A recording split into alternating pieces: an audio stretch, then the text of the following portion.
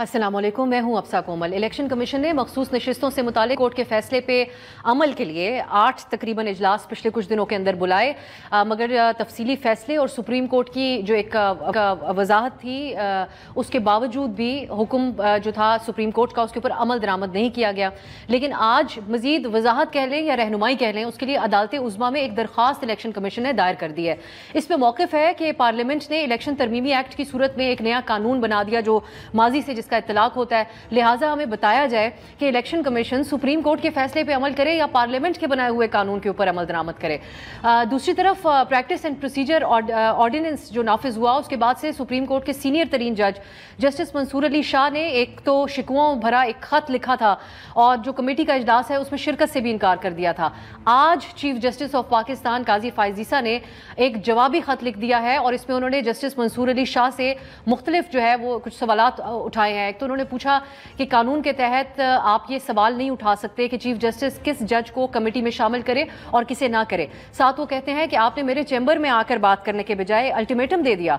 Justice Munib के हवाले से कहा गया कि जस्टिस मुनीब, क्योंकि नाज़रीन आपको बताते चले, जस्टिस मंसूर अली शाह ने जो एतराज़ उठाया था अपने खत में, उन्होंने जस्टिस मुनीब के हवाले से भी इसमें बात की थी कि उनको कमेटी से क्यों निकाल दिया गया। तो चीफ जस्टिस काजी फायजीसा अपने जवाबी खत में लिखते हैं कि जस्टिस मुनीब ने अपने सीनियर जजेस यानी एड हॉक जजेस का एहतराम नहीं किया, कमेटी के एक मोअज़्ज़िज़ रुकन से गैर शाइस्ता रवैया इख्तियार किया और तातीलात पर होने के बावजूद कमेटी मीटिंग्स में शिरकत पर इसरार करते रहे, जो कि अगले सीनियर जज जस्टिस याहिया पर उनका अदम एतमाद जाहिर करता है, इसलिए उन्हें कमेटी से हटा दिया। आज पीटीआई की तरफ से भी आला अदलिया में तनाज़े की वजह बनने वाला ये जो प्रैक्टिस एंड प्रोसीजर तरमीमी ऑर्डिनेंस है इसको सुप्रीम कोर्ट में चैलेंज कर दिया गया है। हम इस पर बात करेंगे प्रोग्राम में कि ये जो शिकवा जवाब शिकवा खतूत के जरिए हो रहा है और आला अदलिया में ये तमाम चीज़ हो रही है और एक तकसीम नज़र आ रही है, इसके क्या नताइज आने वाले दिनों में निकल सकते हैं। दूसरी तरफ इस्टेब्लिशमेंट से मुज़ाकरात के मामले पर पीटीआई मुसलसल कन्फ्यूजन का शिकार है। नए डीजी आईएसआई की तैनाती अहम ये स्टोरी रही पिछले हफ्ते की। इस ऐलान के बाद मुख्तलिफ सवालात पीटीआई से होते रहे तो पीटीआई के अब तो साबिका हो गए तर्जुमान रऊफ हसन साहब, उन्होंने उनसे जब सवाल किया गया तो उन्होंने वाज़ेह तौर पे कहा कि पीटीआई अब यही पॉलिसी अपनाएगी और यही उनकी पॉलिसी है पीटीआई की कि हम इस्टेब्लिशमेंट के साथ इंगेज करना चाहते हैं और उन्हीं से बात करना चाहते हैं। रऊफ हसन साहब ने क्या कहा था चंद दिन पहले, सुनिए। पीटीआई की पॉलिसी है ये कि हम एस्टैब्लिशमेंट के साथ एंगेज करना चाहते हैं, हम आज भी उनके साथ एंगेज करना चाहते हैं। इनेविटेबल है, ये होना ही है, आज नहीं तो कल होगा, कल नहीं तो परसों होगा। इसके लिए हम तैयार हैं और पहले से तैयार थे, आज भी तैयार हैं। मगर आज इमरान खान ने रऊफ हसन के इस ऐलान की को गलत फहमी करार दिया, रऊफ हसन की गलत फहमी करार दिया और साथ ही ऐलान किया कि हम किसी से कोई मुज़ाकरात नहीं करेंगे। जो सहाफ़ियों से उन्होंने गुफ्तगू की इसमें वो कहते हैं कि इस्टेब्लिशमेंट के लोग राइट दिखा के लेफ्ट मारते हैं, इसलिए हमने कह दिया अब कोई मुज़ाकरात नहीं होंगे। अब इस ऐलान के बाद ताज़ा तरीन खबर यह है कि रऊफ हसन साहब को सेक्रेटरी इत्तलात के ओहदे से हटा दिया गया और अब शेख वक्कास पीटीआई के नए मरकजी तर्जुमान होंगे। हम डिस्कस करेंगे कि क्या पीटीआई की जो मुबहम पॉलिसी है इस्टेब्लिशमेंट से बात करनी है या नहीं करनी, इसके बाद अब मुज़ाकरात का क्या मुस्तकबिल होगा। मौशी हवाले से बड़ी खबर आई है, IMF ने बिलाखिर सख्त शराइत पर पाकिस्तान के लिए $7 अरब के कर्ज प्रोग्राम की मंजूरी दे दी है।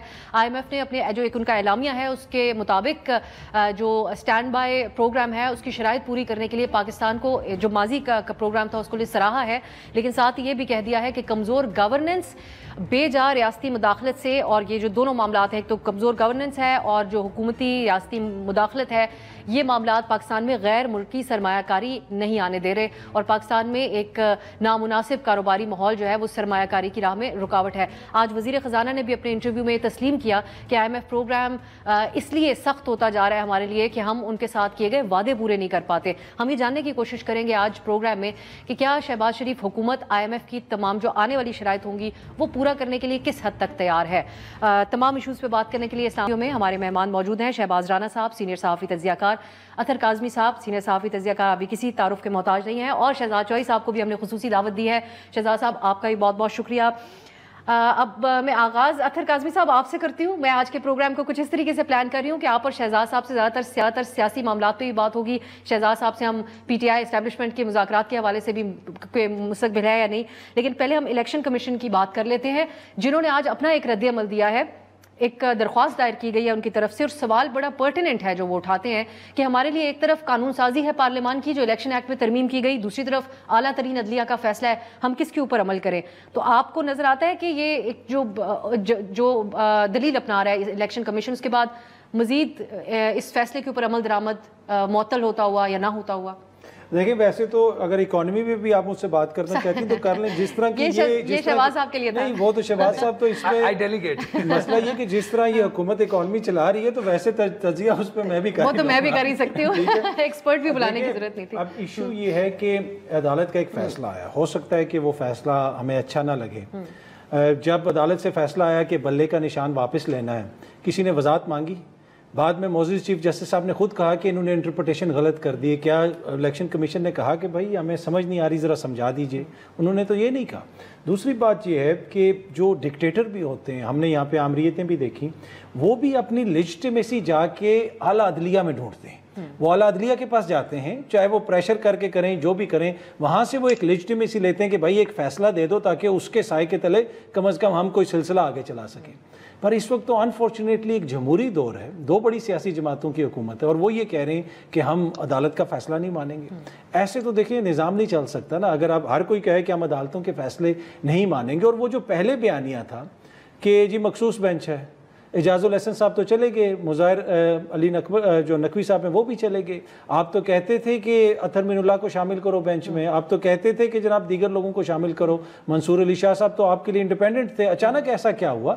یہ ایشو ہے کہ جس طریقے سے چیزوں کو اس وقت چلایا جا رہا ہے بڑا انفارچونیٹ ہے. اور الیکشن کمیشن کا جو کردار ہے وہ to be honest I don't think کہ وہ جتنا وہ بار بار کہا تو جاتا ہے کہ یہ آئینی ادارہ ہے، آئینی ادارہ ہے، اس کا احترام کریں، لیکن انفارچونیٹلی ان کا کردار کوئی جو ہے مثال ہی نہیں. ان کے کردار شہزاد صاحب، الیکشن کمیشن کا جو رول رہا، یہ پہلے ایک وضاحت جو سپریم کورٹ نے جاری کی تھی اور پھر اس وضاحت کو اپنے تفصیلی فیصلے کا حصہ بھی بنایا.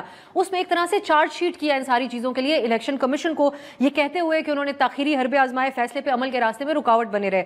آپ سے میں یہ جاننا چاہوں گی کہ آپ کو اب الیکشن کمیشن کی اس درخواست کے بعد کوئی بیچ کا راستہ نکلتے ہوئے نظر آ رہا ہے، یا آپ کو آمنے سامنے آتے ہوئے نظر آ رہے ہیں حکومت، الیکشن کمیشن اور اعلیٰ عدلیہ اور اس کا یہ جو فیصلہ تھا، نتائج آپ کو کیا اس کے نظر آتے ہیں؟ فیصلے پہ عمل درآمد ہوگا؟ اچھا، ایک تو جو سوال آپ نے اطہر صاحب سے پوچھا اس کے اوپر ہمیں یہ دیکھنا چاہیے کہ جو سپریم کورٹ فیصلہ دیتی ہے کیا وہ آئین کی روح سے دے رہی ہے، آئین کے کچھ آرٹیکلز کے تحت دے رہی ہے، آرٹیکلز کو کوٹ کرتے ہوئے اور ان کے نیچے رہتے ہوئے دے رہی ہے، یا اپنی منشا اور مرضی کے مطابق دے رہی ہے. اگر تو آئینی طور پر وہ فیصلہ دے رہی ہے تو پھر ظاہر ہے کہ اس کی ایک حیثیت ہے جس کو کہ قبول کرنے کی ضرورت ہے. ورنہ تو اگر آئین وہ ہو جو کہ روزانہ کی نوعیت پہ اور روزانہ کی بیسس پہ بدلتا جائے، مثال کے طور پہ یہ کہا جائے کہ جب ہم کہیں گے آپ 17 ہیں تو آپ 17 ہیں، یا جب ہم کہیں گے کہ اب آپ جا سکتے ہیں تو آپ چلے جائیں گے، تو کہنے کا مطلب یہ ہوا کہ رولز آف دا گیم جو بھی ہیں وہ ایک کنسسٹنٹ اور کانسٹنٹ رہنے چاہیے نا کھیل کے لیے. اگر آپ ہر کھیل کی ہر موو کے اوپر اپنا قانون بدلیں گے تو وہ پھر کھیل تو نہیں رہے گا، انارکی ہو جائے گا، کیوس ہو جائے گا، وہ کھیل نہیں رہے گا. تو کسی بھی کھیل کے اندر بھی یہ معاملات نہیں ہوتے. پہلی بات تو یہ ہوگی. دوسری بات آپ نے پوچھا کہ یہ جو وضاحت مانگی ہے انہوں نے الیکشن کمیشن نے، اس کی وضاحت کے بارے میں سوری آپ سوال دہرائیے گا، کیا تھا آپ کا سوال؟ سر میں یہ کہہ رہی تھی کہ اس میں آپ کا تجزیہ جاننا چاہ رہی تھی. ہم نے قانونی ماہرین سے بھی پچھلے کچھ دنوں میں بہت بات کی اس کے آئینی اعتبار سے بھی اور دیگر اعتبار سے بھی، لیکن یہ میں آپ سے جاننا چاہ رہی ہوں کہ جو وضاحت ان کی طرف سے مانگی اس کے جواب میں آپ کو لگتا ہے کہ کوئی بیچ کا راستہ نکل سکتا ہے کہ کس کی سیٹیں ہیں، کیا کس طریقے سے ڈیوائیڈ ہونی چاہیے؟ اچھا دیکھیے کسی بھی ڈیموکریسی کے اندر بنیادی طور پر پارلیمنٹ کا بیسک رول کیا ہوتا ہے لیجسلیشن کے علاوہ؟ It acts as a watch dog on the government through committees. کسی بھی ڈیموکریسی کے اندر ہم کہتے ہیں مدر آف آل پارلیمنٹس، ہم انگلینڈ سے لیتے ہیں یہ سارا کچھ پارلیمنٹری سسٹم. وہاں پہ کیا ہے؟ کمیٹی سسٹم جو آپ کی گورنمنٹ ہوتی ہے اس کے اوپر چیک رکھتا ہے. لیکن جہاں پر آپ کی پارلیمنٹ ہی گورنمنٹ کے ساتھ مل جائے اور وہ چیک رکھنا بند کر دے تو اس کا مطلب یہ ہوا کہ اب پارلیمنٹ اور حکومت ایک ہو گئے. اور جب وہ ایک ہو گئے، بھلے وہ ایک ہوں کیونکہ وہ لیڈر آف دا ہاؤس وہیں سے نکلتا ہے، اور لیکن لیڈر آف دی اپوزیشن بھی ہوتا ہے، پھر اس کی کمیٹی سسٹم ہے، پھر اس کے بعد اس کو چیکس اینڈ بیلنس رکھنے پڑتے ہیں. تو یہی بنیاد ہے اس ڈیموکریٹک سسٹم کی جو کہ ہم لے کے چلتے ہیں. لیکن جہاں پر آپ کا آئین اس طریقے سے اور آپ کی پارلیمنٹ اس طریقے سے آپ کے خلاف کھڑی ہو جائے کسی ادارے کے، تو مجھے بتائیے کہ وہاں پر ایگزیکٹو تو آلریڈی اپنی مفاد کے لیے کام کر رہا ہے. پارلیمنٹ بھی ان کے ساتھ آ کے مل گئی. الیکشن کمیشن جو کہ آلریڈی آپ کے دونوں ایگزیکٹو کی بھی بات مان رہا ہے اور پارلیمنٹ کی بھی بات ماننا چاہتا ہے, تو کیونکہ وہ فائدہ کسی ایک سائڈ کو پہنچانا چاہ رہا ہے. اب مجھے یہ بتائیے کہ میں, آپ اور ہمارے سننے والے کسی قسم کا کوئی شک رکھتے ہیں کہ الیکشن کمیشن کا رول کس قسم کا تھا؟ نیوٹرل آبزرورز نے اس کے اوپر سٹیٹمنٹس دی کہ جس قسم کا الیکشن ہوا یہ بہت ہی جسے کہنا چاہیے کہ انفیئر الیکشن تھا. یہ اس لیول تک تو چلے گئے کہنے والے, اور وہاں پہ ہوا. تو کیا ہم وہ جو سپریم کورٹ کہہ رہا ہے یا جو عام عوام کہہ رہی ہے, کیا اس سے مختلف ہے؟ از دیر اے ڈفرنس آف اوپینین؟ سوائے ان لوگوں کے جو کہ اس وقت حکومت میں بیٹھے ہیں جو کہتے ہیں کہ نہیں الیکشن ٹھیک ہوا. تو اس لیے جہاں پر آپ کے تمام ایک ڈسوننس کریٹ ہو جائے, آپس میں اختلاف اس حد تک آ جائے کہ سارے ادارے ایک دوسرے کے خلاف کھڑے ہو, تو آپ مجھ سے پوچھیں اس کا حل کیا ہوگا, نتیجہ کیا نکلے گا؟ نتیجہ کیوس جو ہے, جو ایگزسٹ کرتا ہے, انارکی کے دہانے پہ کھڑا ہے, دروازے پہ کھڑا ہے, تو انارکی اس کے بعد فالو کرے گی. اللہ معاف کرے, پاکستان کو قائم رکھے. لیکن شاید اس وقت کچھ لوگوں کو بیٹھ کے سوچنے کی ضرورت ہے کہ ہم پاکستان کو کس جانب اور کس ڈائریکشن میں دھکیل رہے ہیں. جس انداز میں جا رہی ہیں چیزیں آگے, میں درست فرماتے ہیں آپ شہزاد صاحب. اب شہباز رانا صاحب, ایک حکومت جو ہے وہ ایک حوصلہ افزا خبر قرار دے رہی ہے آئی ایم ایف کا جو پیکج ہے اس کی منظوری کو. سو آپ کے خیال میں شہباز شریف کی حکومت کو سیاسی چیلنجز تو ہیں, ایک عدلیہ کے ساتھ تناؤ جس چیزوں کی ہم بات کر رہے ہیں اس وقت, لیکن یہ جو پیکج ملا ہے اور اس کی پہلی قسط بھی مل جائے گی ان قریب, اس سے کوئی اسٹیبلٹی آئے گی معیشت کے اندر؟ کچھ تھوڑے بہت حالات ایک عوامی سطح کے اوپر تبدیل ہوں گے؟ دیکھیے, اس میں جو سب سے بڑا ایک فیکٹر ہوتا ہے نا آئی ایم ایف کے پروگرام کا, کہ آپ کو ایک پریڈکٹیبلٹی آ جاتی ہے کہ آپ نے کس قسم کی پالیسیز امپلیمنٹ کرنی ہے اگلے 2 سے 3 سال. وہ بڑا کلیئر ہوتا ہے, وہ آئی ایم ایف کا ایک پالیسی ڈاکیومنٹ ہوتا ہے, وہ ویب سائٹ پہ بھی اویلیبل ہوتا ہے, اس کی جو شرائط ہوتی ہیں وہ نون ہوتی ہیں. تو ایز لانگ ایز آپ ان شرائط کے اوپر عمل درآمد کرتے رہتے ہیں تو آپ کا جو سم ہاؤ ایک نظام چلتا رہتا ہے. یہ کلیئر ہو جاتا ہے کہ ابھی ہم دیوالیہ نہیں ہو رہے, دیوالیہ ہونے کا جو خطرہ ہے ایٹ لیسٹ اس حد تک ٹل گیا ہے جب تک آپ کا آئی ایم ایف کا پروگرام ہے. اگر یہ آن ٹریک رہیں گے تو پروگرام بھی چلتا رہے گا, آف ٹریک ہو جائیں گے تو وہاں پہ پھر ایک انسرٹینٹی آتی ہے اور مارکیٹ کے اندر پینک آتی ہے. پروگرام کی ان کو ضرورت ہمیشہ سے تھی اور آئندہ بھی رہے گی. یہ 25واں پروگرام ہے جو ہم نے سائن کیا ہے.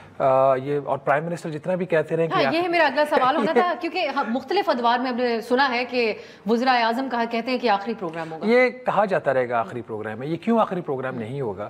اس کی بنیادی وجہ یہ ہے کہ جو فنڈامنٹل ایشو ہے جس کی وجہ سے ہم آئی ایم ایف کے پاس جاتے ہیں کہ ہمارے پاس ریزروز نہیں ہوتے اپنا غیر ملکی قرضہ واپس کرنے کے لیے, تو ہم آئی ایم ایف کے پروگرام میں جاتے ہیں, لونز آئی ایم ایف سے بھی مل جاتے ہیں, ورلڈ بینک, اے ڈی بی اور رائٹ لیفٹ سے بھی کچھ آپ کو قرضہ مل جاتا ہے, تو اس کا جو آپ کا جو قرضوں کا انبار ہے اس میں تو اضافہ ہوتا جاتا ہے. پر جو لونز ہم واپس نہیں کر پانے کی پوزیشن میں ہوتے وہ پھر بھی نہیں ہم کر پاتے. کیوں؟ کیونکہ آئی ایم ایف آپ کو کہتا ہے کہ آپ ابھی اس قرضے کو واپس نہ کریں. جیسے ابھی تقریباً کوئی $16.25 ارب کا قرض ہے جو ہم نے اس سال واپس کرنا تھا. آئی ایم ایف کہہ رہا ہے کہ اس کو ہر سال آپ ڈیلے کرتے جائیں, رول اوور کرواتے جائیں جب تک آئی ایم ایف کا پروگرام ہے. تو ایک چیز جو آج ہم نے واپس کرنی تھی, جب ہم 3 سال بعد اس کو یا 4 سال بعد واپس کرنے کی پوزیشن میں ہوں گے یا نہیں بھی ہوں گے, تو وہ $16 ارب اور اس کے اوپر اس وقت کی جو ریکوائرمنٹس ہیں وہ ایڈ ہو جائیں گی. تو یہی وجہ ہے کہ جب 4 سال بعد پھر ہم کھڑے ہوں گے اس پوزیشن کے اوپر, اگر اس وقت کی حکومت, آپ کا جو بھی حکومت ہوگی, یہ ہوگی یا اگلی ہوگی, وہ نیا پروگرام لینے میں کامیاب ہو جائے گی تو پھر آپ کو ایک اسٹیبلٹی نظر آ جائے گی. نہیں لینے میں کامیاب, سروائیول موڈ جس کو کہتے ہیں, سروائیول موڈ سے بھی زیادہ آپ آکسیجن جو ہے آپ کی جو آئی سی یو وارڈ اور سرجیکل وارڈ کے آپ درمیان میں رہتے ہو. ادھر سے نکلے ادھر چلے گئے, ادھر سے پھر طبیعت خراب ہوگی تو واپس آئی سی یو میں چلے گئے. تو ریلیونٹ ہمیں آپ کو اسٹیبلٹی مل جاتی ہے. میں تو فار ایگزامپل اب آپ کا پروگرام آ گیا تو کوئی بھی آپ کو یہ نہیں کہے گا جی ہم دیوالیہ ہونے جا رہے ہیں. انفلوز کا آپ کو ایک پریڈکٹیبلٹی آ جاتی ہے. آپ کی جو پالیسیز ہیں, ٹیکسز کی, انرجی کی, پرائیویٹائزیشن کا جو پروگرام ہے اس کے اوپر کلیئرٹی آ جاتی ہے. تو اس لیے جو گورنمنٹس ہوتی ہیں وہ خوش ہو جاتے ہیں کہ ٹھیک ہے جی اب مارکیٹس کو پتہ لگ گیا ہم کدھر جا رہے ہیں, تو ابھی تک کا نظام چلا ہے, بات کی بعد میں. اب میں آگے آپ سے ضرور, یہ taxation plan F B R کی طرف سے سامنے آیا نیا اور نئی شرائط, اب آگے جو ہے وہ کتنی چیلنج, ایک بڑا چیلنج ہوگا حکومت کے لیے.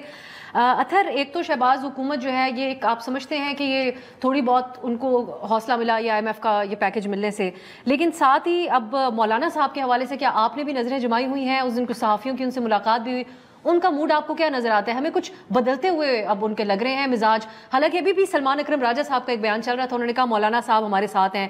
کامران مرزا صاحب سے آج سوال پوچھا گیا کہ آپ حکومت کا ساتھ دیں گے, انہوں نے کہا کہ ہم اپوزیشن کا حصہ ہیں مگر معاشرے میں بہتری کے لیے اگر کوئی قانون سازی ہوتی ہے تو حکومت کا ساتھ بھی دے سکتے ہیں. سو آپ کو یہ لگتا ہے کہ مولانا صاحب جو اتنے زیادہ خبروں میں آئے, پھر تھوڑا سا حکومت نے عدالت کے ذریعے اس مخصوص نشستوں کے فیصلے کے ذریعے اپنا کام پورا کرنے کی کوشش کی تو اپنی ورتھ کم ہونے کا احساس ہوتے ہوئے مولانا صاحب حکومت کی طرف جانے لگے؟ سمپلی اگر میں ابھی پوچھنا چاہوں. دیکھیں یہ تو مولانا صاحب نے فیصلہ کرنا ہے کہ وہ جو سمجھیں گے کہ مناسب ہے. ویسے تو ان کی جماعت بالکل واضح موقف کہتی ہے کہ جو جس قسم کی ترمیم آ رہی تھی نہ ہمیں مسودہ دکھایا جا رہا تھا, اور ابھی بلاول صاحب بھی یہ فرماتے ہیں کہ جناب ہم اس پہ کام کر رہے ہیں, لیکن اس دن رات کو جب وہ 2 بجے وہاں پہ گئے تھے انہوں نے ووٹ مانگا تھا, اگلے دن انہوں نے ووٹنگ کروانی تھی, اور میاں صاحب بھی یہاں پہ آئے ہوئے تھے. تو دیر از نو ڈاؤٹ کہ ان کی خواہش تھی کہ اسی حالت میں وہ ترمیم پاس ہو جائے. اب مولانا صاحب جو ہیں وہ پاکستان تحریک انصاف والے ماضی میں مولانا صاحب کے حوالے سے بڑا سخت رویہ رکھتے تھے, اور اچانک اس وقت ان کو نظر آ رہا ہے کہ پوری دنیا میں اگر ڈیموکریسی کو کوئی بچا سکتا ہے تو اگر اس کے آگے کوئی کھڑا ہے تو وہ مولانا صاحب ہیں. تو ہر کوئی اپنے اپنے مفادات کے تحت پولیٹکس کرتا ہے, اور مولانا بھی and of the day politics کر رہے ہیں. مولانا کوئی یہاں پہ جمہوریت کی جنگ نہیں لڑ رہے, آئی ایم سوری ٹو سے. مولانا یہاں پہ کوئی آئین کی بالادستی کی جنگ نہیں لڑ رہے. یہ ساری جماعتوں کے حوالے سے آپ کہہ سکتے ہیں. پی ٹی آئی کا ان کو اس طریقے سے ظاہر کرنا, بہت بڑے مخالفت تھی دونوں جماعتوں کے درمیان, لیکن ہم نے دیکھا کہ معاملات بہتر بھی ہوئے. لیکن پی ٹی آئی کا اتنا اعتماد ہونا کہ یہ جمہوری شخصیت ہے مولانا صاحب اور ہمارا ساتھ, یہ صحیح ہے آپ سمجھتے ہیں, مغالطہ ہے ان کو؟ ان کی رائے ہے, وہ تو دیکھیں وہ اگر وہ یہ سمجھتے ہیں تو وہ رکھ سکتے ہیں, لیکن ہم تو یہ دیکھ رہے ہیں کہ مولانا نے اینڈ آف دا ڈے اپنی سیاست کرنی ہے. اور جس دن مولانا نے جا کے قومی اسمبلی میں کھڑے ہو کے کہہ دیا تھا نا کہ فارم 45 کی ہے یا 47 کی ہے, یہی اسمبلی ہے, تو اسی دن چیزیں میرے مائنڈ میں تو کلیئر ہو گئی تھی کہ اس اسمبلی کے ساتھ مولانا کام کرنے کے لیے تیار ہیں. وہ تو اللہ بھلا کرے اس حکومت کا, جس طریقے سے انہوں نے اسمبلی پہ چڑھائی کی, جس طریقے سے جا کے نقاب پوشوں کو گھسایا اور لوگوں کو وہاں سے اٹھایا, اس کی وجہ سے پورا ماحول ہی خراب ہو گیا. ادروائز تو مولانا شاید پہلے ہی مان جاتے. لیکن مجھے ابھی بھی لگتا ہے کہ مولانا جو ہیں آئی ووڈ سے 80% جو ہیں وہ کسی نہ کسی ترمیم کے اوپر حکومت کے ساتھ چلے جائیں گے, تھوڑا سا اس میں رد و بدل کر کے, اور شاید 20% وہ کھڑے رہیں پی ٹی آئی کے موقف.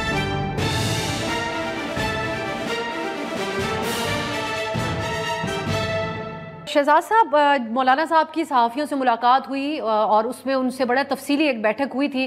رؤف کلاسرا صاحب بھی اس میں تھے, کاشف عباسی صاحب بھی تھے. وہ اپنے ٹاک شوز میں بتاتے ہیں کہ ملٹری کورٹس کے حوالے سے بھی جو ان سے سوالات کیے گئے, مولانا صاحب حکومتی موقف سے جو ہے وہ اس کا ساتھ دیتے ہوئے نظر آئے. آئینی عدالتیں پی ٹی آئی کے لیے ایک سیریس مسئلہ یہ بنا ہوا تھا, اس سے بھی وہ اتفاق کرتے ہوئے نظر آئے. سرکاری افسران کی عمر کی حد بڑھانے کے اوپر بھی وہ اتفاق کرتے ہوئے نظر آئے. تو آپ مولانا صاحب کی سیاست کو کیسے دیکھ رہے ہیں؟ پی ٹی آئی کا اس حد تک ان کے اوپر انحصار درست ہے یا وہ سرپرائز دے سکتے ہیں؟ نہیں, میرا خیال ہے کہ جو آپ نے پریمائس دیا نا اس سوال سے پہلے کہ انہوں نے دیکھا کہ 63A اگر نکل پاس ہو جاتی, یعنی اس کا رخ بدل جاتا ہے, تو پھر شاید گورنمنٹ کو ان کی ضرورت نہیں رہے گی. تو وہ اپنا اب سمجھ آتی ہے, بلکہ سمجھ آنی چاہیے تھی پہلے سے ہی کہ باہر بڑھا رہے تھے, اپنا وزن بڑھا رہے تھے, اور وہ وزن بڑھاتے بڑھاتے ان کے ہاتھ سے آہستہ آہستہ ان کو محسوس ہوا کہ چیزیں نکلتی جا رہی. لیکن ایک اور چیز ہے میرے خیال میں ہمیں وہ بھی نہیں بھولنا چاہیے, وہ یہ ہے کہ اس وقت عوام کا سینٹیمنٹ کیا ہے. اب عوام کا سینٹیمنٹ سے میری مراد یہ نہیں ہے کہ جو ہمارے ووکل ووٹر بیس ہے, یا جو ہمارے ساتھی ہیں, یا جو ہمارے مختلف پولیٹیکل پارٹیز کے جو ورکرز ہیں ان کی کیا سوچ ہے, وہ تو جیالے ہیں, وہ تو یہ ہیں, وہ سب اپنا اپنا نعرے لگائیں گے.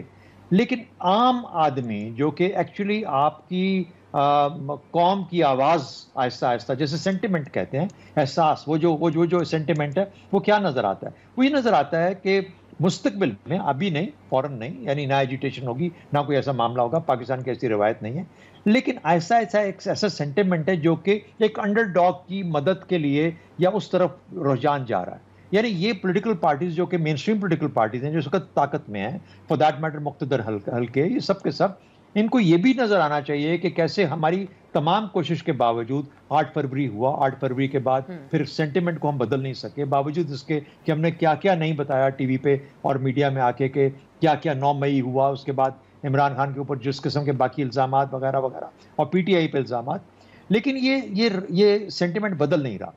تو میرا خیال ہے مولانا اس چیز کو دیکھتے ہوئے اپنی مستقبل کی سیاست کے لیے بھی سپیس یا کلیویج رکھنا چاہتے ہیں. وہ بالکل سے جڑے ہوئے بھی نظر نہیں آنا چاہتے, اور یہ سپیس رکھنا چاہتے ہیں کہ آئندہ کا ووٹر جو ہوگا وہ شاید یہ دیکھے گا کہ اس وقت میں کون کہاں کھڑا تھا, اور وہ بھی ان کی نظر اس چیز پہ بھی ہے, اس لیے وہ آپ کو ایک ڈیوائیڈڈ سے نظر آ رہے ہیں. اور غالباً اس وقت تو ایک امیجیٹ انٹرسٹ ہے کہ کچھ فائدہ حاصل ہو سکتا تھا جو نہیں ہوا, لیکن میرا خیال ہے کہ لانگ ٹرم کے اندر بھی وہ دیکھتے ہیں اور اپنے آپ کو پوزیشن کر رہے ہیں اپنی سیاست کے حساب سے. پوزیشن کر رہے ہیں اپنے آپ کو, اور ہر بدلتے دن کے ساتھ بدلتے ہوئے موقف اور جذبات بہت بدل رہے ہیں بیانات کی حد تک بھی. اگر ہم دیکھیں شہباز صاحب, اب یہ ساری سیاست جب چل رہی ہوگی تو آگے IMF اور بڑے چیلنجنگ سیاست ہوگی شہباز شریف کی حکومت کے لیے.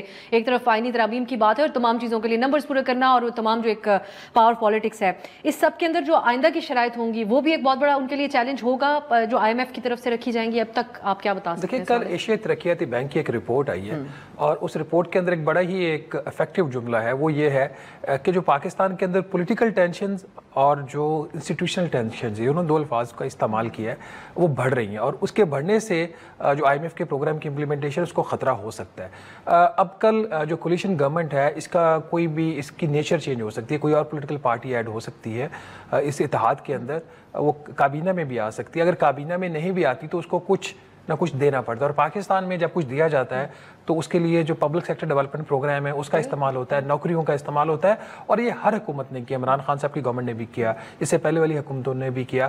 تو جب اس قسم کی چیزیں آتی ہیں تو پھر آپ کے جو اس طرح کے ریفارمز کے جو ایجنڈاز ہوتے ہیں وہ امپلیمنٹ نہیں ہوتے. یہ حکومت اتنی کمزور ہے کہ تاجروں کی ایک ہڑتال ہوئی تھی اور اسی دن ان کو 3 بڑی, ان کو 2 کنسیشن اسی دن دے دیں گے, اور ایک پچھلے ہفتے ان کو اپنے بینک اکاؤنٹ ڈسکلوز کرنے کی ضرورت نہیں ہے. آپ نے اور میں نے جب ریٹرن فائل کرنا تو ہم اپنا بینک اکاؤنٹ بتاتے ہیں, اس میں اپنا بیلنس بتاتے ہیں 30 جون تک کا کتنا ہے. تاجروں کے لیے یہ چیز ایگزمپٹ کر دی گئی ہے. اسی طریقے سے ان کو اپنے اثاثوں کی تفصیلات دینے کی ضرورت نہیں ہے. تو جو حکومت تاجروں کے آگے کھڑی نہیں ہو سکی, وہ حکومت جب ایک بہت بڑی آئینی ترمیم کرنے جا رہی ہو اور اس کو اس قسم کی سپورٹ چاہیے, اور ایسی پولیٹیکل پارٹی سے چاہیے جن کا ماضی اس بارے میں ہمیں بتاتا ہے کہ وہ ہر طرح کی جو ہے وہ ڈیلز کرنے کی پوزیشن میں ہوتے ہیں, وہ PSDP کے پروجیکٹس بھی لیتے ہیں, وہ وزارتیں بھی لیتے ہیں, تو پھر یہ چیزیں کافی مشکل ہو جاتی ہیں. تو یہ ایک قسم کی ایک انڈیکیشن بھی ہے, اور اسی جو خطرے کا جو ایک اظہار ہے, خدشہ ہے, ناٹ خطرہ, خدشے کا جو اظہار ہے, وہ IMF کی مینیجنگ ڈائریکٹر نے ریسنٹلی کل جو ایک ملاقات ہوئی تھی وزیر اعظم کے ساتھ, اس میں انہوں نے بھی اس کا تذکرہ کیا, not in these words but in different words. تو یہ چیزیں حکومت کے لیے ایک چیلنج ہوں گی, پروگرام کی امپلیمنٹیشن چیلنج ہوگی. آج کے دن کے لیے 2 دن کے لیے بڑی خوشی ہوتی ہے ہمارے, وہ ایک ہنی مون پیریڈ سٹارٹ ہو جاتا ہے, بٹ اس ہنی مون پیریڈ کے بعد جو آگے کا سفر ہے بہت مشکل ہے. آج کا اعلامیہ جو ہے IMF کا, کیونکہ میں آگے دیگر دونوں مہمانوں سے بھی اس پہ بات کروں گی, اس میں یہ کہا گیا ہے کہ outsize role of state جو ہے وہ انویسٹمنٹ کے راستے میں رکاوٹ بنتا ہے. سو اب یہ ہے کہ گورننس کمزور ہونے کی بھی انہوں نے بات کی, اور اس کو اگر میں تشریح کروں تو بے جا حکومتی یا اسٹیٹ کی مداخلت جو ہے وہ بیرونی سرمایہ کاری پاکستان لانے کے راستے میں رکاوٹ ہے. شہباز صاحب, آپ سے اس پہ ہم کئی بار بات کر چکے ہیں, ہماری جو ترجیح ہے وہ تو SIFC کے ذریعے یعنی اسٹیٹ کے ذریعے ہی پاکستان میں انٹرنیشنل انویسٹمنٹ لانے کی تھی. تو اب آپ کو لگتا ہے کہ ان کو تبدیل کرنی پڑے گی اپنی پالیسی یا ترجیحات حکومت کو, موجودہ سیٹ اپ کو؟ ویسے تو مجھے یہ کویسچن پاس آن کر دینا چاہیے کاظمی صاحب کو, آپ SIFC کی طرف مجھے لے کے جا رہی ہے. دیکھیں SIFC پہ یہ بہت زیادہ بہتر ہینڈل کر لیتے ہیں نا, مجھے تو پتہ بھی نہیں کچھ. دیکھیں SIFC کی جو پالیسیز تھیں کہ پریفرنشل آپ ٹریٹمنٹ دے کے گلف کے جو انویسٹرز ہیں ان کو پاکستان لائے اور ان سے سرمایہ کاری کروائیں, اس کو IMF نے ٹرن ڈاؤن کر دیا. ٹھیک ہے, تو انہوں نے کہا جی کہ جو بھی پاکستان کی سرمایہ کاری کی پالیسی ہوگی وہ سب کے لیے یونیورسل ہوگی, وہ یورپین انویسٹر ہے, وہ چائنیز ہے, وہ گلف کا ہے, آپ کسی کو نہ ڈسکریمنیٹ کر سکتے ہیں نہ پریفرنشل ٹریٹمنٹ دے سکتے ہیں. جو آؤٹ سائڈ سائز کا وہ جو بات کر رہے ہیں کہ پاکستان کی جو گورنمنٹ کا فٹ پرنٹ ہے نا پبلک سیکٹر میں, وہ بہت بڑا ہے. اس فٹ پرنٹ کو کم کرنے کی بات کریں, وہ پرائیویٹائزیشن کی بات کریں, نجکاری کی, اور اس کے ساتھ جو ہماری کمپنیز ہیں, گورنمنٹ کی جو اون کمپنیز ہیں, اس میں اصلاحات کی بات کریں. But you know the unfortunate part in this debate and this whole point is یہ جو اس اعلامیے میں کہا گیا, اس کو ہم اس زمرے میں دیکھیں کہ جو ترجیحات انویسٹمنٹ لانے کی جو ایک سوچ پائی جاتی تھی کہ ہم اس انداز میں بہتر طریقے سے لا سکتے ہیں, یہ اس کو بھی کسی طریقے سے یہ اس سے زیادہ ہے. جو گورنمنٹ کا ایک سائز ہے نا, جو کمپنیز گورنمنٹ اون کر رہی ہے. دا پوائنٹ از کہ حکومت نے 2 فیصلے کیے پرائم منسٹر نے. انہوں نے یوٹیلیٹی اسٹورز کارپوریشن ہے, اس نے بند کرنے کا انہوں نے فیصلہ کیا. پیپلز پارٹی نے اس پہ پروٹیسٹ کیا, گورنمنٹ پیچھے ہٹ گئی. اسی طریقے سے جو پاک PWD ہے, اس کو بہت بڑا ویسٹیج, ہم آج سے کئی دہائیوں سے کہہ رہے ہیں کہ وہاں پہ بہت زیادہ پیسہ ضیاع ہو رہا ہے. اس کے اوپر انہوں نے اصلاحات کی بات کی, تو اس کی جگہ پہ ایک نئی اتھارٹی, آپ کو پتہ ہے کچھ اور نئی اتھارٹیز بھی بن رہی ہیں.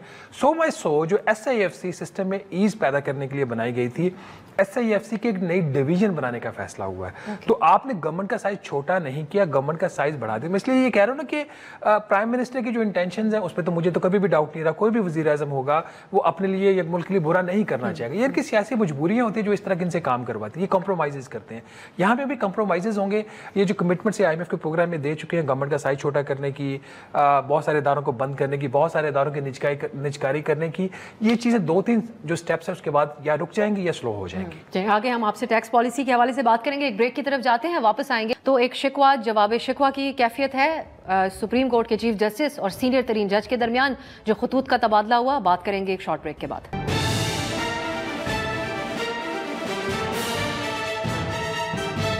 بریک کے بعد خوش آمدید. جج صاحبان کے درمیان جو خطوط ایکسچینج ہوئے اس پہ ہم بات کریں گے, لیکن پہلے اطہر صاحب اس طرف میں آؤں گی. ہم نے کافی عدلیہ کے حوالے سے بات کی. جو رؤوف حسن صاحب کی طرف سے پارٹی پالیسی بتائی گئی لیکن اب ان کو تبدیل کر دیا گیا, ان کی جگہ شیخ وقاص صاحب آ گئے ہیں. انہوں نے یہ کہا تھا کہ یہ پالیسی ہے پارٹی کی. یہ راتوں رات کیسے پی ٹی آئی کی پالیسی تبدیل ہو رہی ہے؟ اصل پالیسی آپ کو کیا نظر آتی ہے؟ جو رؤوف صاحب نے کہا کہ اسٹیبلشمنٹ سے بات کرنے کی پالیسی ہے, جو خان صاحب نے آج کہہ کے ان کو ہٹا دیا ترجمانی سے کہ اسٹیبلشمنٹ والے کہتے کچھ ہیں کرتے کچھ اور ہیں, ان سے بات نہیں ہوگی. نہیں, میرے خیال میں پالیسی تو یہاں پہ جماعت کی تو نہیں ہوتی, شخصیت کی پالیسی ہوتی ہے. عمران خان صاحب is the party and he is the policy and he is the whatever وہ کہتے ہیں وہی ہوتا ہے. اور پہلے وہ ان کا یہ برملا اس چیز کا اظہار کرتے رہے کہ ہم اسٹیبلشمنٹ سے بات کریں گے, اور فی الحال اس وقت وہ کہہ رہے ہیں بات نہیں کریں گے. لیکن مجھے یہ لگتا ہے کہ کہیں نہ کہیں رابطے تو ہیں ان کے, بات چیت تو ہوتی ہے. جس طرح وہ 22 اگست والا جلسہ تھا, اس کو جس طریقے سے رکوایا گیا, لوگ آ کے ملے, وہ رابطے ہیں, اور یہ اچھی بات ہے. دیکھیں ماحول ہم نے ملک کا تھوڑا بہتر کرنا ہے. کرنٹ جو سچویشن ہے اٹس ناٹ سسٹینیبل. آپ اس کو زیادہ دیر اس طرح نہیں چلا سکتے, سیاسی طور پہ, معاشی طور پہ, جس طرح بھی آپ کوشش کر رہے ہیں. تو اب جو بھی ان کی پالیسی ہوگی, ہم ہوپ کرتے ہیں کہ سیاسی جماعتوں سے تو کم از کم انگیج کریں. لیکن اطہر جس طرح فلکچویٹ کرتی رہی, جس طرح مبہم انداز میں پی ٹی آئی بتاتی ہے, ایک طرف بتاتے ہیں ہم اور اسٹیبلشمنٹ اس ملک کے لیے لازم و ملزوم ہیں. ہم جب بھی پوچھتے ہیں اسٹریٹ فارورڈ کہتے ہیں کہ 2 ہی فریق ہیں پاکستان میں, ایک اسٹیبلشمنٹ ایک ہم. اور دوسری طرف اب خان صاحب بالکل ٹوٹلی کہہ رہے ہیں کہ اب ان سے کسی قسم کی انگیجمنٹ, اور ایک بے اہم ترین تعیناتی بھی ہوئی اس دوران, اس کے بعد کی یہ اسٹیٹمنٹس ہیں. فائدہ ہوگا پی ٹی آئی کو اس کا یا نقصان ہوگا؟ بالکل منع کر دینا صاف الفاظ میں. دیکھیے فائدہ نقصان آپ تب اس کو کیلکولیٹ کرتے ہیں جہاں پہ آپ کو کچھ فائدہ پہلے ہو رہا ہو. جب آپ سب کچھ لوز کر چکے ہوں, جب آپ کے پاس کچھ نہ ہو, تو پھر آپ ان ٹرمز میں چیزوں کو نہیں دیکھتے جن ٹرمز میں اس وقت نون لیگ دیکھ سکتی ہے, پیپلز پارٹی دیکھ سکتی ہے, یا مولانا دیکھ سکتے ہیں. تحریک انصاف کے پاس وہ لگژری نہیں ہے اس وقت کہ وہ اس طرح چیزوں کو دیکھیں کہ کیسے چیزیں بہتر ہوں گی یا کیسے ہم اس میں کر سکتے ہیں. تو فی الحال تو انہوں نے اسی قسم کی پالیٹکس کرنی ہے اور اسی قسم کی ایجیٹیشن کی وہ بات کریں گے. ادروائز ایک چھوٹی سی جو چیز ہے, جو یہ آئینی ترمیم وغیرہ لانے کی بات کر رہے ہیں نون لیگ والے اور پیپلز پارٹی والے, اس سسٹم میں ہر کسی کے ساتھ زیادتیاں ہوئی ہیں. اس وقت جو خان صاحب کے ساتھ ہو رہا ہے وہ بھی سب کے سامنے ہے, ان کی جماعت بھی پاپولر ہے, ان کو ووٹ بھی پڑا ہے, لیکن اس کے باوجود ان کے ساتھ سب کچھ یہ ہو رہا ہے. اگر یہ ترمیم ہو گئی, جن کے پاس ووٹ بھی نہیں ہے, جن کے پاس عوامی سپورٹ بھی نہیں ہے, ان کے ساتھ آگے کیا ہوگا, ان کو یہ بھی تھوڑا سا سوچنا چاہیے. تو سارے سیاسی جو جتنے بھی پلیئرز ہیں ان کو چیزوں کو دیکھنا پڑے گا کہ ہم نے آگے چیزوں کو کیسے لے کے. جوابی طور پہ کیا ہوتا ہے, سیاسی جماعتیں ہی آتی ہیں ایک دوسرے سے بدلے لیتی ہیں کہ عوام آج تک کی تاریخ میں جو حالیہ تاریخ ہے اس کے اندر انہوں نے تو کہیں جواب طلبی انفارچونیٹلی نہیں کر پائے. شہزاد صاحب اب یہ جو ایک اہم ترین تعیناتی ہوئی ہے, نئے D G I S I آئے ہیں اور وہ اس سے پہلے جی ایچ کیو میں ایڈجوٹنٹ جنرل کے طور پہ خدمات ابھی انجام دیتے رہے ہیں. تو گہری نظر رکھتے ہیں, آپ زیادہ ہمیں بہتر بتا پائیں گے کہ جو معاملات اس وقت بڑے اہم ہیں جن کا پی ٹی آئی کے ساتھ بھی ایک جوڑ ملتا ہے, جنرل فیض کا کورٹ مارشل ہو یا پھر ملٹری ٹرائل کی بات ہو, تو اس کے اوپر تو وہ ایک رکھتے ہیں مہارت اور ایک گہری نظر. یہ تعیناتی پی ٹی آئی کے لیے کوئی فرق پڑے گا اس تعیناتی کے بعد؟ اور جو ہم نے اطہر صاحب سے بات کی, یہ اسٹیبلشمنٹ سے بات سے انکار, آپ کیسے دیکھتے ہیں پی ٹی آئی کی اس پالیسی کو, مبہم پالیسی کو؟ ہاں دیکھیے, ایک تو چیز یہ ہے کہ جب بھی کوئی ایسی تعیناتی ہوتی ہے تو ہم اس کے اندر پالیسی امپیکٹ دیکھتے ہیں. فوج کے اندر یا ملٹری سروسز کے اندر کسی ایک تبدیلی کے ساتھ پالیسی امپیکٹ نہیں آتا. یعنی پالیسی وہی ہوتی ہے جو کہ ایٹ دی ہائر لیول جو بھی ڈیسائیڈ ہو چکی ہوتی ہے, اور وہ صرف چیف آف آرمی اسٹاف یا چیف کوئی بھی سروس چیف نہیں کرتا, وہ ایک بورڈ ہوتا ہے جو بیٹھ کے فیصلہ کرتا ہے, اور وہ اس بورڈ کے بہت سارے ممبران, کورٹ کمانڈرز کا میں پتہ ہے, کورٹ کمانڈر کانفرنس وغیرہ وغیرہ, اور اس کے بعد اور بھی لوگ. تو ایک تو یہ چیز ہے. دوسری بات ہمیں جو دیکھنا ہوتا ہے یا جو ہمیں دیکھنا چاہیے کہ جس قسم کا آدمی وہاں پہ تعینات کیا گیا, لگایا گیا, پوسٹ کیا گیا, اس کی کوالیفیکیشن کیسی ہے, اس کا بیک گراؤنڈ کیسا ہے. پروفیشنل بیک گراؤنڈ کی بات کر رہا ہوں اور اس کی پروفیشنل کوالیفیکیشنز کی بات کر رہا ہوں. میرا خیال ہے جنرل عاصم ملک کا جو بیک گراؤنڈ ہے, جو پروفیشنل بیک گراؤنڈ ہے, جو ان کی ڈیولپمنٹ ہے اپنی سروس کے اندر, میرے خیال میں اس سے بہتر افسر غالباً کم ہی ہوتے ہوں گے جس قسم کے انہوں نے باکسز کو ٹک مارک کیا ہوا ہے اور جس قسم کے, اور اس جگہ پہ آپ کو وہ کوالٹی دکھانی پڑتی ہے to be able to qualify for those positions جہاں پر کہ وہ گئے, جہاں پر وہ رہے, جو انہوں نے کوالیفیکیشن حاصل کی. تو اس لیے ہی would be the best of the best. اچھا, اب بیسٹ آف دا بیسٹ کا فائدہ کیا ہوتا ہے؟ فائدہ یہ ہوتا ہے کہ وہ انسیکیور نہیں ہوتے. جب وہ انسیکیور نہیں ہوتے تو اپنی بات کھلے دل سے کہہ سکتے ہیں اور کر سکتے ہیں, کیونکہ ان کو خوف نہیں ہے کہ ان کو کسی نے کوئی ان کو فریبیز دی ہیں کہ وہاں پہ بٹھا دیا. تو جو بھی بات ہوگی اپنی بات آنیسٹ طریقے سے, جس میں وہ بلیو کرتے ہیں, جو بھی ان کی سوچ ہے اس کے مطابق. ظاہر ہے فیصلہ ultimately chief of army staff کا ہوگا, لیکن وہ بات اپنی کہنے سے گھبرائیں گے نہیں. تو ہمیں اس کی طرف دیکھنا ہے کہ کیا اس سے کوئی پازیٹیوٹی یا بہتری ہمارے نظام میں آ سکتی ہے. شیورلی ون مور ایڈیشن ایک ایسے آدمی کی جو کہ اپنی بات کھلے دل سے اور کھلی سوچ کے ساتھ بیان کرے گا, اس کا مجھے یقین ہے, کیونکہ اس لیول کے لوگ ایسی ہی گفتگو کیا کرتے ہیں. ایک تو بھائی یہ بات ہوگی. دوسری سوال آپ نے کیا کہ یہ پی ٹی آئی کا جو سوچ ہے آرمی کے ساتھ یا جو ملٹری کے ساتھ, اور ان کا آپس میں کیا تعلق ہو سکتا ہے. دیکھیے, پی ٹی آئی اس وقت سنگل پوائنٹ ایجنڈا پہ کام کر رہی ہے اور یہ ان کی غلطی ہے. اور وہ سنگل پوائنٹ ایجنڈا یہ ہے کہ ہم نے عمران خان کو ریلیز کروانا ہے, اور عمران خان ریلیز ہو گیا تو غالباً ہر وہ چیز جو کہ اس کے بعد فالو اپ ہونی ہے وہ اپنے طور پہ حاصل ہو جائے گی, چاہے وہ حکومت میں آنا ہے, چاہے وہ الیکشن کو ٹرن اوور کرنا ہے, واٹ ایور جو بھی انہوں نے کرنا ہے اس کے طریقے سے. میرا خیال ہے کہ بہت ساری جوہتوں میں, بہت سارے فیسٹس پہ پی ٹی آئی کام کر سکتی ہے. پارلیمنٹ میں موجود ہے, اس نظام کا حصہ ہے کے پی کے اندر. اچھا, اس کے بعد پھر اس کی اپنی سیاست بھی ہے پی ٹی آئی کی. وہ صرف اور صرف عمران خان ایک سنگل پوائنٹ آدمی نہیں ہے, بلکہ پولیٹیکل پارٹی ہے جس کو اپنا سفر آگے جاری رکھنا ہے. یہ وہ تمام چیزیں جو کہ اس وقت political party, P T I political party اپنے طور پہ تھوڑا سا بھول رہی ہے. جہاں تک اسٹیبلشمنٹ کا سلسلہ ہے, اسٹیبلشمنٹ مختلف لیولز کے اوپر پی ٹی آئی سے ڈیل کرتی ہے. ایک لیول پہ تو پروونشل گورنمنٹ کے ساتھ ڈیل کرتی ہے, ایک لیول پہ وہ ایک پولیٹیکل پارٹی کے ساتھ ڈیل کرتی ہے جس کے کسی ایکشن سے پورے ملک کو نقصان ہو سکتا ہے, یا کسی کرٹیکل ایریا کے اندر کوئی گڑبڑ ہو سکتی ہے, جیسے کہ وہ جو 22 اگست والا جو تھا مسئلہ, 21-22 اگست والا, اس کے اندر تو اس پہ لیول. اور تیسرے لیول پہ وہ 9 مئی کو دیکھتے ہیں اور عمران خان کا اس میں رول دیکھتے ہیں. تو چونکہ وہ مختلف لیولز پہ ڈیل کر رہے ہیں, ان کو کوئی مسئلہ نہیں آتا پی ٹی آئی کے ساتھ اپنے روابط رکھنے میں, جبکہ پی ٹی آئی صرف ایک ہولسم ایجنڈے کے ساتھ جب بھی ڈیل کرتی ہے, ان سے کوئی بھی بات کرتا ہے تو کہتے ہیں اس کا مطلب ہے کہ ہم بات کر کے عمران خان کو ریلیز کروا لیں گے. تو دونوں کی اپروچز مختلف ہیں, دونوں کے پرپزز مختلف ہیں. میرا خیال ہے پی ٹی آئی کو اپنی سوچ کو تھوڑا بہت چینج کرنا پڑے گا تاکہ اوور آل جو فائدہ ملنا چاہیے. یہی میں اسی پہ شہزاد صاحب, یہ جو ابھی آپ فرما رہے ہیں, یہ اگر رویہ مختلف ہوتا جو پچھلے کچھ دنوں کے اندر ہم نے دیکھا پی ٹی آئی کا, تو اس پہ کئی احترام سے بھی مخاطب کرتے رہے خان صاحب یا ان کی جماعت پہ, لیکن پھر گنڈا پور صاحب نے آ کے جس انداز میں دھمکیاں لگائیں, تو آپ سمجھتے ہیں کہ یہ وجہ بنا ہے کہ ایک مؤثر مذاکراتی ماحول نہیں بن سکا پی ٹی آئی سے بات چیت کا؟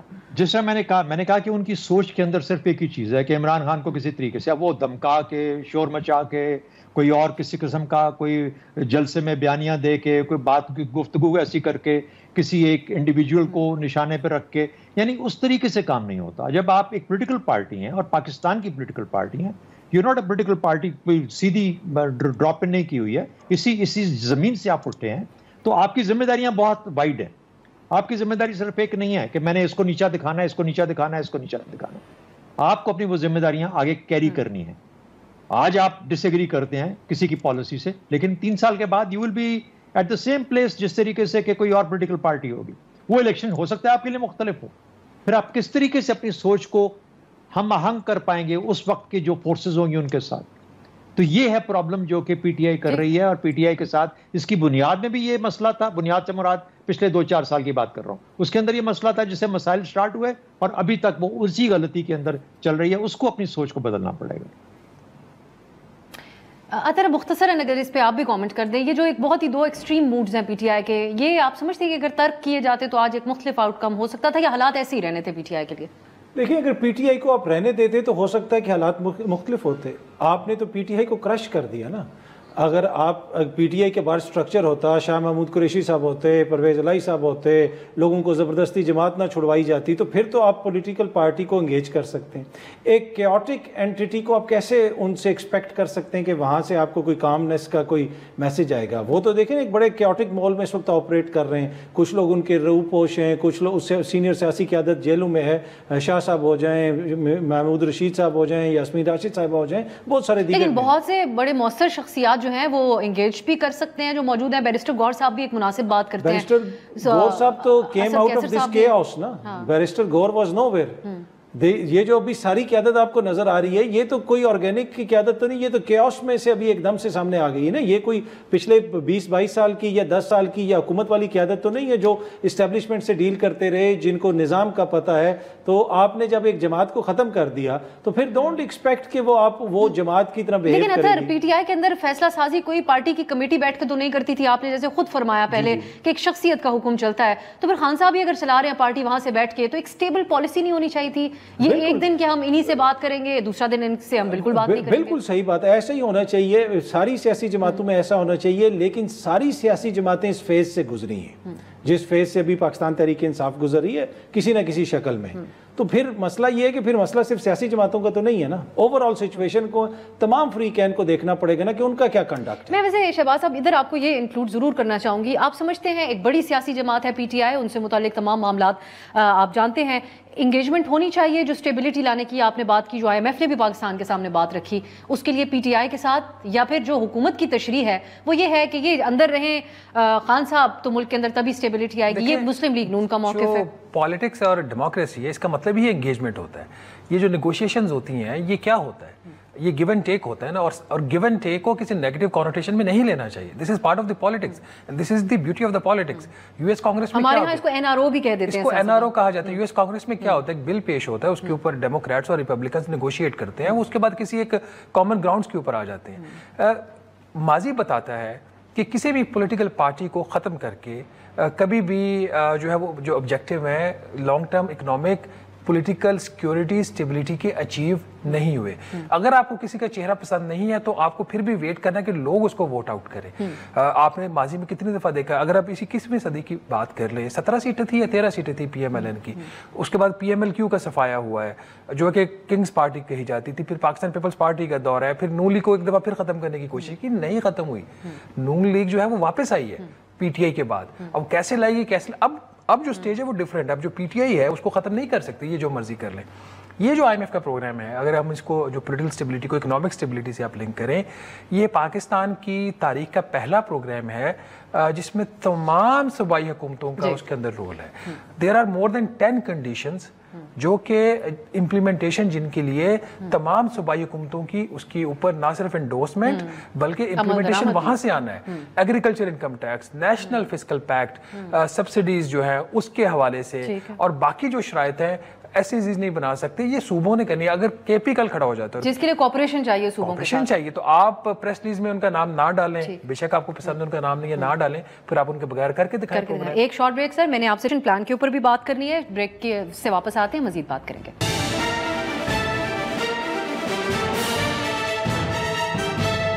بات خوش آمدید. ایک دو اور ایشوز ہیں, میں چاہوں گی کہ پروگرام کے آخری حصے میں اس پہ ہم بات کر لیں.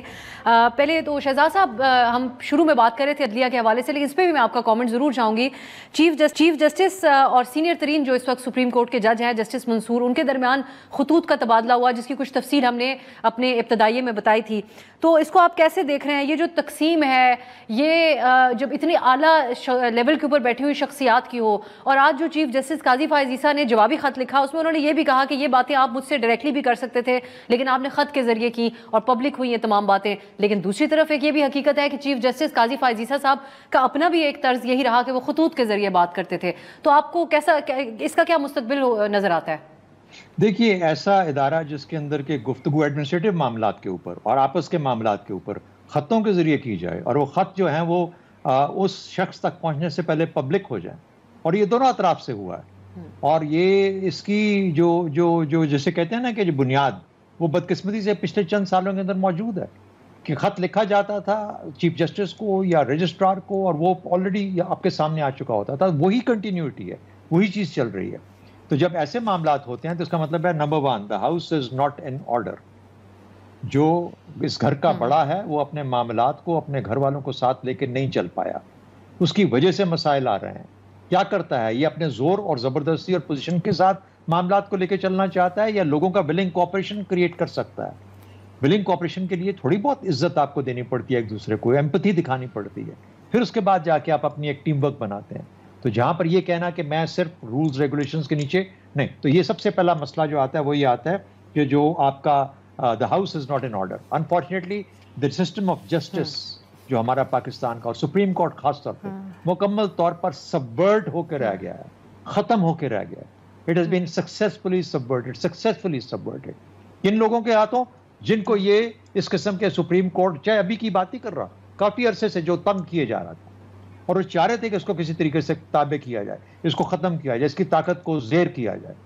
تو میرے خیال میں وہ ہمارے سامنے پلے آؤٹ ہو رہا ہے اس وقت. چاہے جو مرضی کر لیں, فیڈرل کانسٹیٹیوشنل کورٹ بنا لیں, اس کے بعد سپریم کورٹ کو بالکل نہتہ کر دیں, آپ دیکھیں گے انصاف کا نظام اس ملک میں جو تھوڑا بہت رہ گیا تھا وہ بھی ختم ہو جائے گا, نہیں کام کرے گا. People will not believe or accept the judgments of the Supreme Court. It is already happening. آپ سپریم کورٹ کی بات کرتے ہیں, نیچے والے کورٹس کی بھی کوئی ججمنٹ ایکسیپٹ نہیں کرے گا, اس وقت انارکی کمپلیٹ ہو جائے گی. آپ نے بڑے پرزور انداز میں اس بات کی نشاندہی کی. شہزاد صاحب تفصیلی طور پہ اس پروگرام میں اگر کوئکلی آپ اس کے اوپر کامنٹ کیجئے. ایک طرف چیف جسٹس صاحب یہ جواب دے رہے ہیں, جسٹس منیب کے حوالے سے بھی تمام باتیں لکھ رہے ہیں. دوسری طرف ہم نے جو اس میں تفصیلی فیصلہ تھا اس میں 2 جج صاحبان جو اختلافی تھے ان کے اوپر بھی کھل کر فیصلے کے اندر ان کے کنڈکٹ پہ سوال دیکھا. تو آپ کے خیال میں جب اتنی اہم شخصیات سیاست دانوں کی طرح ایک بحث آپس میں چل رہی ہے, یہ آپ کے لیے بھی تشویش کی بات ہے؟ مختصراً اگر بات دیکھیں, یہ کس چیز کا نتیجہ ہے؟ یہ نتیجہ ہے کہ ایک ریلینٹلیس اور انپریسیڈنٹڈ اور غیر معمولی اٹیک ہم دیکھ رہے ہیں عدلیہ کی آزادی پہ اور جمہوریت پہ, ڈیموکریٹک ویلیوز پہ, جو کہ بڑا انفارچونیٹ ہے.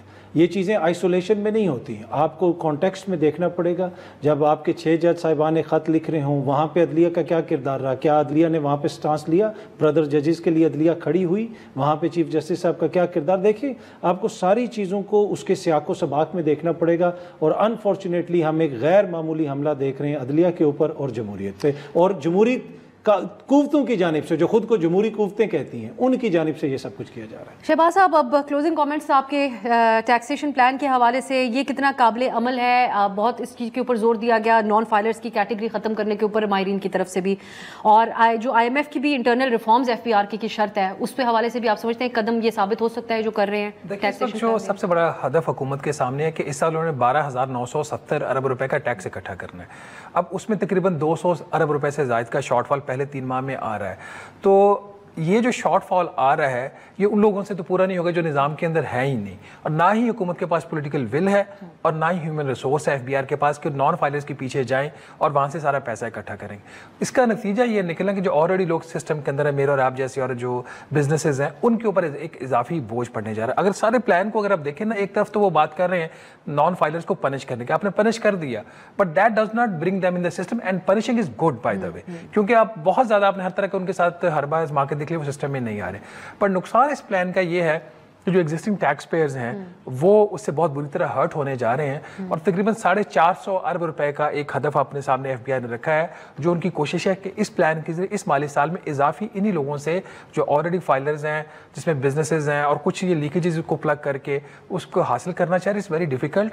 آئی would not oppose the plan, but اس کی جو ایمفیسس آن دی فائلرز ہے اس کو میرا خیال ریویو کرنے کی ضرورت ہے, یہ نہیں ہونا چاہیے. کچھ تبدیلیاں اس میں آئی ایم ایف کی طرف کے جو انٹرنل ہمارے ایف پی آر کے ریفارمز ہیں اس کے اوپر بھی ایک بڑا انحصار رہتا ہے. میں دیکھ رہی تھی کل سینٹ کی جو کمیٹی تھی اس میں ایف بی آر کے نمائندے پیش ہوئے, ان سے انہوں نے ایک تو یہ انکشاف کیا کہ آڈٹ کا نظام ایف بی آر کے اندر فنکشنل نہیں ہے, آڈیٹرز بہت کم ہے, 4,000 جہاں چاہیے ہم ابھی پہلے مرحلے کے اندر 400 لے کے آ رہے ہیں.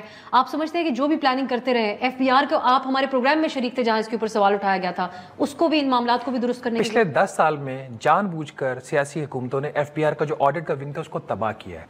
کیوں تباہ کیا ہے کہ بہت سارے بڑے بڑے سیاستدانوں کے جو ان کی بزنسز کے کیسز آگے تھے آڈٹ کے اندر, اس کے بعد ڈیلیبریٹلی چاہے پی ٹی آئی اس سے پہلے پی ایم ایل, انہوں نے ان کو ونگز کو تباہ کیا. اگر میں وہ کیسز کے نام لے دوں شاید آپ کو بھی ایک نوٹس آ جائے پیمرا سے اور ایک مجھے بھی آ جائے, تو اس لیے میں یہ نام نہیں لوں گا. جس چیز کو آپ نے تباہ کیا, آج آپ کہہ رہے ہیں کہ اس ادارے کے اندر کیپیسٹی نہیں ہے اور میں 4,000 لوگوں کو پرائیویٹ سیکٹر سے لا کے اس کو اسٹرینتھن کروں گا. میں نے چیئرمین ایف بی آر کو سمپل کہا تھا کہ آپ 4,000 لوگوں کو باہر سے نہیں لا سکتے. کیوں؟ جو انکم ٹیکس کا آرڈیننس کا سیکشن 216 ہے وہ مجھے پروٹیکشن دیتا ہے, میرا ڈیٹا پرائیویٹ بندے کے ساتھ آپ شیئر نہیں کر سکتے. آپ اپنے آفیسر میں سے 200 لوگ لگائیں اپنے سسٹم کے اندر سے, ان کو اسٹرینتھن کرو, آپ سے بہتر کام کر کے دے دیں گے. جب نظام کو سیاسی بنیادوں پر تباہ کیا جاتا ہے پھر آپ اس کی شکایات نہیں کرتے. بہت بہت شکریہ شہباز جانا صاحب. اطہر کاظمی صاحب اس پروگرام میں شریک ہوئے.